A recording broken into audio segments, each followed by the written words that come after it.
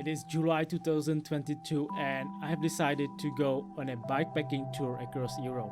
It is as scary as it sounds. I have been on bikepacking overnight trip only once before and I fell in love with it and decided to go on a journey abroad. Initially, I planned backpacking whole summer with unlimited train ticket, but bikepacking was a lifetime challenge that I didn't want to miss out this year. My reasoning was pretty simple. If I won't like it or if it will be too tough, I can always jump on a train and use bike for inner city commuting. So why not? So here I was, packed up with the camping gear and some food. I took my Brompton really early in the morning to the train station. With interrail ticket in hand, I was confident I will cross the Czechia border on a train, no matter what. Because I didn't know exact departure date due to work, I didn't make any reservations in advance. I just wing it and rely on my assumption that not that many people will want to travel early in the morning to Munich, main train hub in Germany. That is a gateway for train travelers to the west. Now let's talk about my destination choice. I knew I want to see seaside. That was all it matters. Then I look at the train routes leading up north, south, west and east. East was out of the picture because of the war. North seems too cold and west was again too expensive. I knew I didn't want to plan my own bike route, so I opted to follow one of the Eurovelo official routes.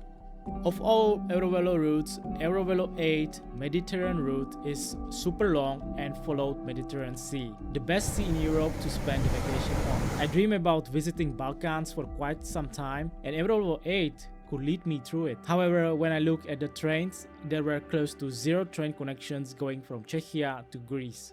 I would have to cycle all the way down and then arrive at Turkey in maybe 4 months. Not possible in my case. The next best option was to still follow Eurovelo 8 but to the west and start at the nearest point I can travel with the train. Fortunately, there were plenty of trains going west and I chose the nearest point to be Trieste, Italy.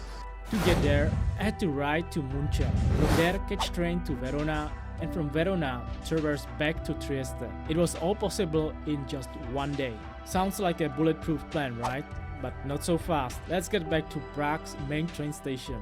So one thing that was not clear with Interrail Pass is if you have multi-leg trip, kind of stops do you record into your paper pass. As you can see, there are multiple columns, day, month, time, from and to, and according to instructions you have to fill up each leg in your multi-leg trip. So if you go from Vienna but your final destination is, for example, Bucharest with a stop at Budapest, you will write down that you travel from Vienna to Budapest.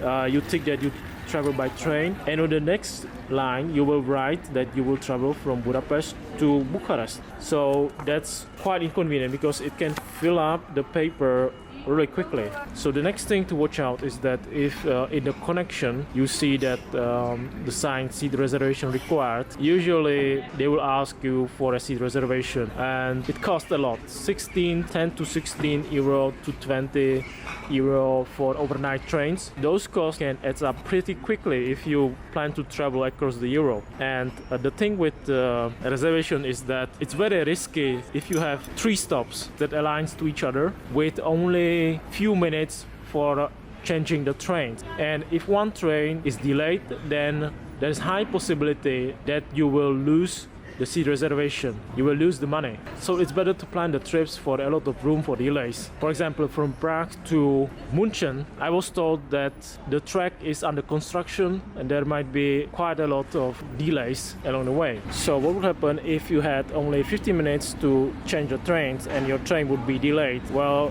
the only option would be to ask the ticket office in Munich for refund, and they might refund you, they might not, but one thing is certain, that you miss the next train. If the next train won't wait for your train to arrive, then you miss your train and you have to wait for the next train, which might happen that the next train will be the next day. So it's either best to plan the multi-leg trips with a lot of headroom, or just don't plan multiple legs and just go to your next destination, see what's there and plan accordingly. I went to ticket booth to buy seat reservation from Munich to Verona, and luckily there was last seat left. I congratulated myself how I nailed it, but then I realized I booked the wrong time. I booked a train that was going a few hours earlier. I ran back to the ticket office, but now I was out of luck.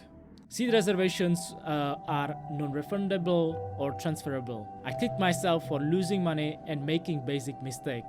Depressed about situation, I thought about canceling my trip and departuring another day. But I was like, wait a minute, in worst case scenario, they would kick me out of the train somewhere between Munich and Verona, or force me to pay a fee on the spot. And since I have my camping gear, I can survive being stranded in the middle of nowhere. Encouraged by Plan B, I onboarded on a train to Munich. It was a classic passenger train with a bike storage. There were plenty of space, so I folded my Brompton, filled it up with my bags, and enjoyed the ride.